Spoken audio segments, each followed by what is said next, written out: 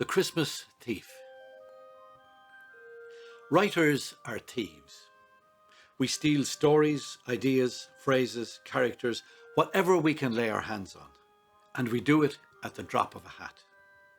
And we steal all the time, even at Christmas. What I'm about to tell you is the story of 5 men. The thief, his 2 friends, the man who lived on the roadside, and the man in the London flat. It was across a Christmas table that I first heard the story of the old man who lived on the roadside, and it came from my neighbour, Paul Donoghue. He mentioned that the old man had lived in a caravan on the outskirts of a nearby town. The caravan had been the old man's home for a long, long time. So long that he had cut back the ditch around it, dug and sown a vegetable patch, cleared and planted flower beds, and made a lawn. The caravan and its garden were as well kept as any of the manicured gardens in the nearby estates. The man who lived on the roadside left people alone, went his own way, and lived his patient, quiet life. And for the most part, people allowed him his peace. On a particularly bright and calm Christmas morning, a neighbour was making his way to Mass, and as he approached the caravan, he heard a low, whirring sound. Drawing closer, he saw the old man steadily walking up and down, pushing an outdated manual lawnmower, cutting the small patch of grass that bordered the vegetable garden. The men exchanged greetings and talked about the mildness of the day. "It's unusual to see someone out cutting the grass on a Christmas morning," the neighbour said. The old man looked him in the eye. "Is it Christmas Day?" he said. "I didn't know it was Christmas Day."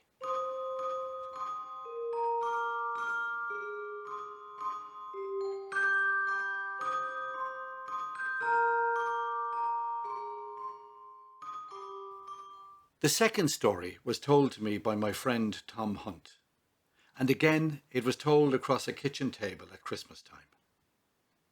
It was the story of Tom's father and uncle, who had worked on their father's farm.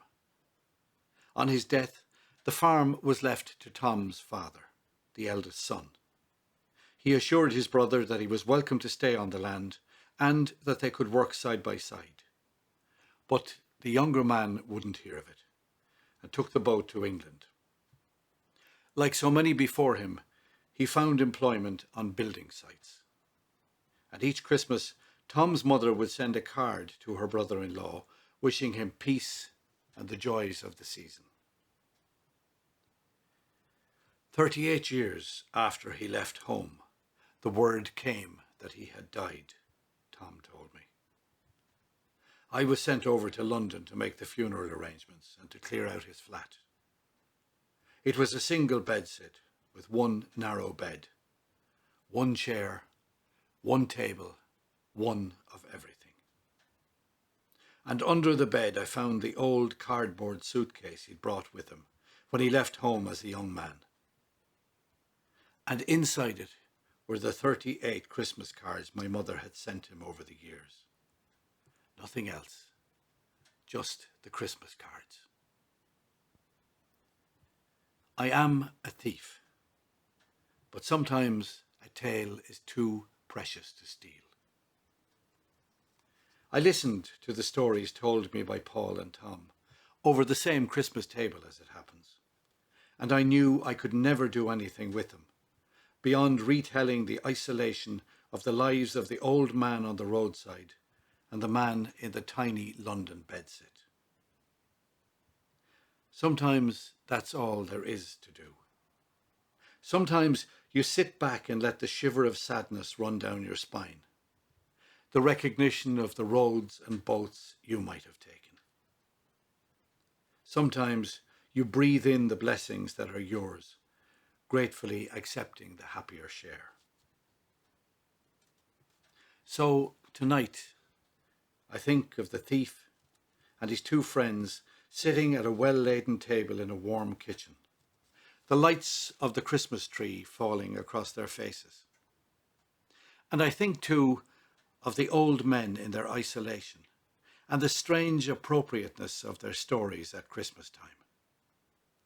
For are we not celebrating the birth of a baby boy whose existence was one of wandering and of homelessness, and whose life ended in the most abject and isolated of circumstances? But if we believe what we're told, there was more to his story than that. And my wish is that when Paul and myself sit across a Christmas table in the glow of this year's seasonal lights, we will raise a silent salute to the memory of the old man in the roadside caravan, the man in the small London flat, and to our absent friend Tom Hunt, and wish them a happy and peaceful Christmas together in the brighter lights of eternity.